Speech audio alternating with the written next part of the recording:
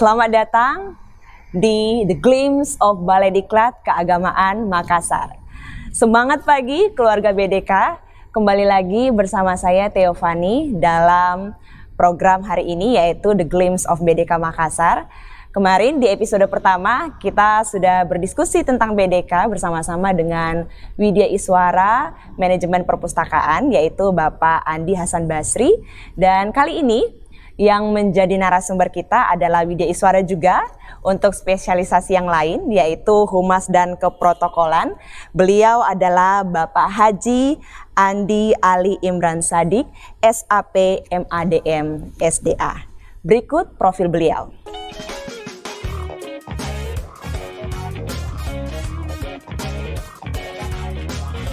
Baik keluarga BDK, saat ini narasumber kita sudah ada bersama-sama dengan saya di studio dan kita sambut inilah Bapak Haji Andi Ali Imran Sadik, SAP MADM SDA. Semangat pagi Pak. Semangat pagi.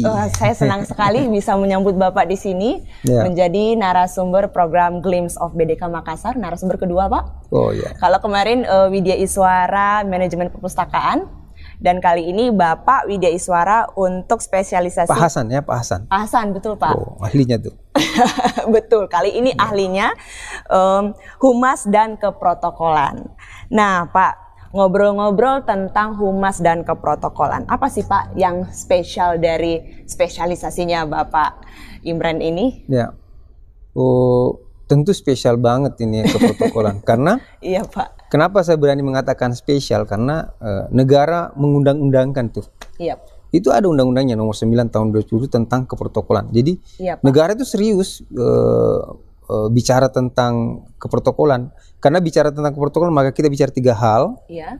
Pertama bicara tentang tata tempat, kemudian tata upacara, dan terakhir tata penghormatan. Iya, Pak. Jadi ini kita bicara 3 hal di dalam Undang-Undang Nomor 9. Itu dikupas tuntas tuh terkait dengan teknis pelaksanaan dari sebuah upacara-upacara kenegaraan atau acara-acara resmi seperti itu. Jadi semuanya itu tidak berlangsung menurut maunya yang buat acara, tapi memang sudah ada standarnya. Contohnya ya, Pak, tadi ini acara kita ini sudah harus sesuai dengan kaidah keprotokolan. Betul, Pak. Saya kasih bocoran nih keluarga BDK ya. Tadi kami ada kesalahan posisi duduk saya di sebelah sana, tapi karena bersama-sama dengan Bapak WI protokol, jadi perlu diubah supaya sesuai dengan tata tempat, tata upacara, tata penghormatan. Betul Pak, itu yang spesial dari subjek ini Bapak Ibu. Dan kalau kita belajar di BDK Makassar Pak untuk pelatihan ini, kompetensi itu bisa digunakan untuk hal apa saja Pak? Sebenarnya gini, seluruh pegawai itu sebenarnya sudah harus paham tentang keprotokolan gitu. Iya Pak. Minimal dia pada saat menghadiri sebuah event atau acara itu sudah tahu posisi saya itu di mana tuh. Itu aja dulu. Jangan sampai kalau kita tidak paham posisi kita tiba-tiba duduk di tempat yang kita pikir itu tempat yang disediakan buat kita, padahal itu bukan buat kita gitu. Dan betapa malunya kalau kita sudah duduk lalu ditegur Pak sama panitia. Ya, langsung ditegur tuh sama keprotokolan tuh. Maaf Pak, tempat Anda bukan di sini. Kan malu kita. Iya betul. Seperti itu. Apalagi kalau ada pejabat ya Pak ya. Memang harus sesuai dengan aturan yang ada. Saya jadi teringat Pak, suatu ketika saya berada di sebuah acara yang memang tamunya adalah pejabat pemerintah. Itu sampai sering kali ada tim yang sibuk-sibuk, mungkin itu yang namanya protokol ya Pak ya, yang sering koordinasi sama MC memastikan bahwa namanya Bapak ini harus benar. Nggak boleh salah penyebutannya. Titelnya harus benar. Titel dan nama jabatannya. Iya Pak. Dan juga urutan ya Pak. Urutan siapa yang duluan ngomong itu harus sesuai dengan kaidah keprotokolan tuh. Iya Pak, iya Pak. Jadi kalau misalnya Pak di tempat itu acara provinsi, ada gubernur, ada wali kota, terus ada apa lagi ya? Ada yang bikin event. Itu yang mana duluan tuh Pak? Yang menyampaikan? Yang menyampaikan itu urutannya pasti yang paling utama itu pasti ngomongnya belakang tuh. Oh iya. Hitung aja tuh siapa yang paling utama. Gubernur pasti gubernur paling belakang ngomong. Jadi acara puncak lah ya Pak ya. Itu. Klimaksnya pasti di opening oleh tuan rumah atau yang punya event. Iya, Nah, Pak. seperti itu. Lalu nanti diakhiri dengan pejabat dengan Ya. jabatan Kalau yang judulnya paling tinggi. membuka, maka ya diakhiri oleh gubernur untuk membuka acara itu. Iya, Seperti Pak. itu. Tadi Bapak bahas di humas dan protokolan ini Protokolan. itu ada tata tempat, tata upacara, tata penghormatan. Ya. Kalau yang tadi itu masuk di bagian mana tuh Pak? Tata penghormatan kah?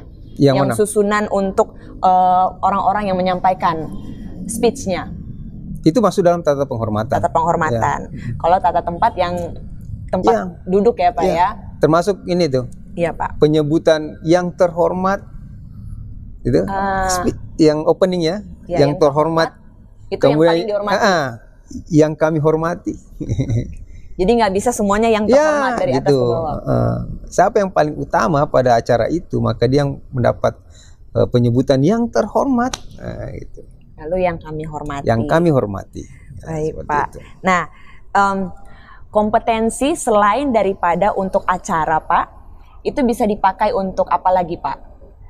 Acara, kemudian. Jadi gini, sebenarnya masyarakat kita itu sebenarnya tanpa disadari itu melakukan praktek-praktek keprotokolan tuh.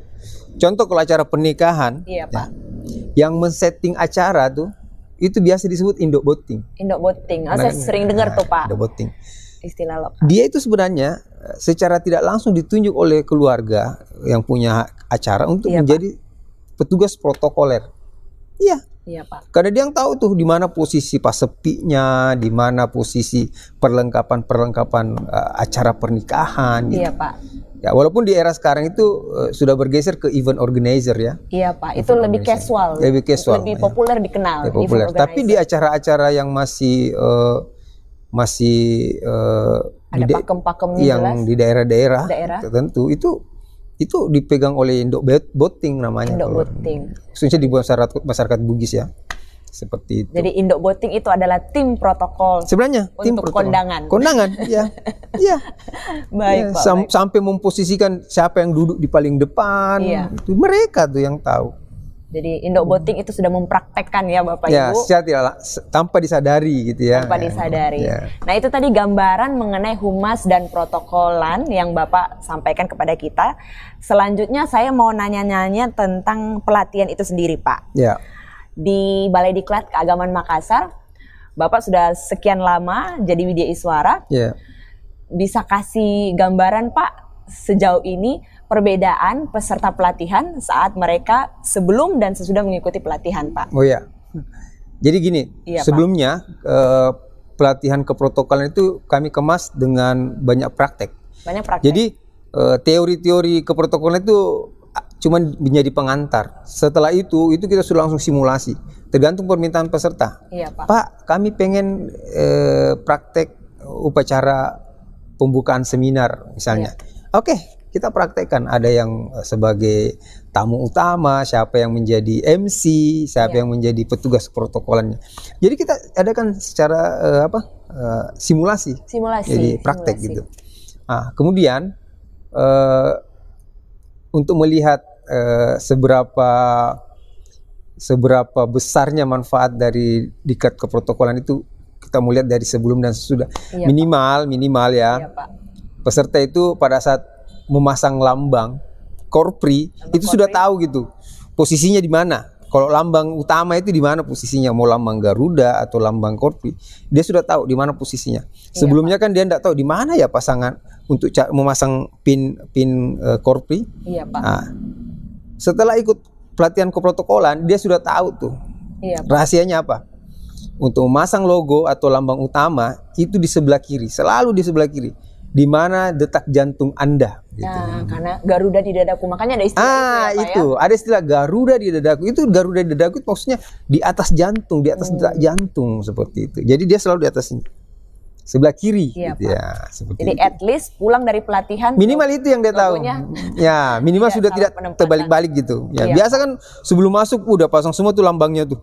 Selang wah ini perlu diklat keprotokolan nih kayaknya karena belum paham pemasangan logo atau lambang gitu, seperti itu. Dan itu sebagian kecil, belum Itu lagi masih sebagian kecil, masih yang sebagian kecil. awalnya grogi lama-lama Ya, sudah minimal setelah pulang dari diklat keprotokolan, mereka sudah percaya diri dalam mengelola sebuah acara. Betul, Pak. Itu. Mengelola sebuah acara. Nah, cuman kesalahpahaman peserta biasa, dia selalu menganggap protokol itu adalah MC.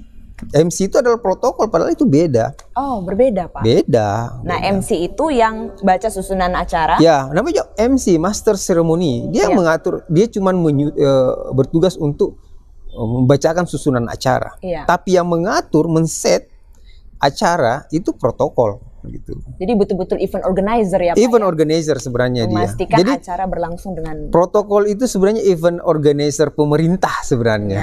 Bisa dikatakan seperti itu. Iya, Pak. Betul. Ya. Jadi itu tadi Bapak Ibu ya. Paling tidak pinnya jangan salah pasang. Ya, jangan salah pasang. Dan pulang-pulang udah pede. Ya, minimal dia sudah percaya diri untuk men-set sebuah acara kalau dia diberi kepercayaan oleh pimpinannya seperti itu. Iya, Pak. Nah, dari suasana pelatihan ya Pak, kalau di Balai Diklat tadi Bapak bilang penuh dengan simulasi. Dan memang acara-acara pemerintah itu kan ada macam-macam ya Pak, bukan cuma satu jenis. Jadi simulasi bisa berbagai jenis. Selain itu ada hal menarik apa lagi Pak dalam pelatihan? Jadi minimal peserta juga sudah bisa mengklasifikasikan mana yang masuk dalam acara negara, acara kenegaraan, kemudian acara resmi. Acara resmi. Nah, ada kan acara kenegaraan dan acara resmi. Terus ada juga acara resmi dengan tingkat provinsi, kabupaten atau kecamatan. Ada lagi macam-macam jenisnya Pak ya. Jadi harus. Tapi kalau kita di Kementerian Agama itu lebih lazim pada acara resmi gitu. Resmi Pak. Acara resmi. Kalau misalnya acara itu dihadiri oleh presiden, maka itu sudah pasti event itu adalah acara kenegaraan. Acara kenegaraan. Ya, seperti itu. Baik, Pak. Saya jadi penasaran, pengen ikut juga, Pak, kalau dengar cerita seperti ini. Nah, Bapak, dari tadi Bapak udah ceritakan suasana pelatihan seperti apa. Dan sudah bahkan kasih gambaran tuh peserta pelatihan sebelum sesudah pelatihan bagaimana. Nah, sekarang dari sudut pandang seorang Widya Iswara, kira-kira Pak, peserta pelatihan yang berkenan di hati seorang Widya Iswara itu seperti apa sih Pak? Biasanya peserta itu senang dengan Widya Iswara yang tampilannya rapi gitu ya, good looking gitu ya. Tentunya kita Widya Iswara keprotokolan ya harus pakaian, tata cara berpakaian kita juga sudah sesuai dengan kaidah-kaidah gitu. Artinya sudah sesuai dengan estetika gitu. Seperti tidak asal gitu ya. Karena kan lucu kita ngajar tentang keprotokolan baru kita masuk di ruangan itu tidak sesuai dengan estetika. Sebenarnya pakaian rapi itu sebenarnya bukan gaya-gayaan ya, menggunakan dasi dengan yang sesuai dengan kaidah gitu. Itu sebenarnya sebagai bentuk penghargaan kita terhadap acara itu. Bukan sekedar kita gaya-gayaan gitu. Ya, menggunakan mungkin kita asal-asalan saja pergi acara karena kita pikir ya seperti inilah saya. Padahal enggak seperti itu. Padahal sesungguhnya dari pakaian kita menunjukkan rasa hormat kepada acara itu. Kepada acara tersebut, kepada tamu undangan. Dan kita paham, oh ini tema acaranya apa tuh? Oh acaranya resmi ya. Kita juga harus pakaian resmi lah gitu. Jangan pakaian casual gitu. Kecuali kalau hadiri acara reunian ya mungkin tidak apa-apa bagian casual gitu. Seperti itu. Jadi peserta pelatihan biasanya suka Widya Iswara yang penampilannya mendukung. Nah, kalau Widya Iswara sukanya peserta pelatihan yang seperti apa, Pak? Tentunya rata-rata saya melihat peserta-peserta diklat keprotokolan ini biasanya kan yang diundang itu adalah memang petugas keprotokolan di kantornya masing-masing. Pak. Saya lihat rata-rata memang tampilannya menarik rata-rata ya. Rata-rata tampilannya good menarik. Looking lah ya, good looking, Pak ya. Rata-rata good looking. Dan yang belum good looking nantilah setelah pelatihan kita kasih good looking gitu. Itulah gunanya ikut pelatihan. Nah, itu gunanya untuk pelatihan keprotokolan seperti itu. Baik Pak, sejauh ini apakah ada momen Pak yang pernah Bapak lewati yang membuat Bapak itu terharu, bangga, bahagia berkaitan dengan peserta pelatihan?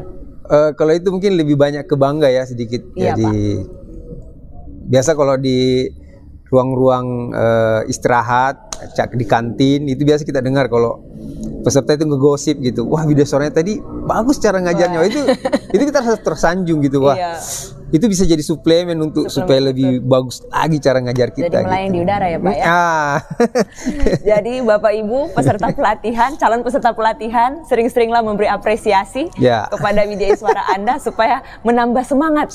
Suplemen buat kami ya. Iya, dalam memberikan yang terbaik di kelas-kelas pelatihan. Ya, seperti itu. Terima kasih Bapak untuk diskusinya di kesempatan kali ini. Apakah ada pesan-pesan Pak untuk keluarga BDK yang menyaksikan di rumah masing-masing, di lokasi masing-masing? Pesan buat teman-teman seluruh pegawai di wilayah kerja Balai Diklat Makassar, keprotokolan itu penting, ya. Keprotokolan itu penting Anda ketahui karena minimal Anda mampu memposisikan diri Anda di mana pada saat menghadiri sebuah acara seperti itu. Jangan sampai kita dipermalukan karena kita tidak memahami posisi kita di mana dan kita diusir misalnya, atau kata lain digeser oleh petugas keprotokolan karena kita menduduki posisi yang bukan posisi kita seperti itu. Penting, protokolan itu penting. Jadi jangan lupa, jangan lama-lama untuk ikut pelatihan Humas dan Keprotokolan. Kami tunggu di Balai Diklat. Ditunggu di Balai Diklat. Nanti bertemu dengan Bapak Imran sebagai Widya Iswara. Ini masternya Humas dan Protokol di BDK Baru Makassar. Belajar. Sama-sama belajar. Baik, terima kasih sekali lagi Bapak untuk kesempatan kali ini. Terima kasih keluarga BDK untuk sudah menyaksikan program The Glimpse of Balai Diklat Keagamaan Makassar kali ini. Kita akan ketemu di kesempatan selanjutnya di episode yang berbeda dengan Widya Iswara dari Balai Diklat Keagamaan Makassar juga.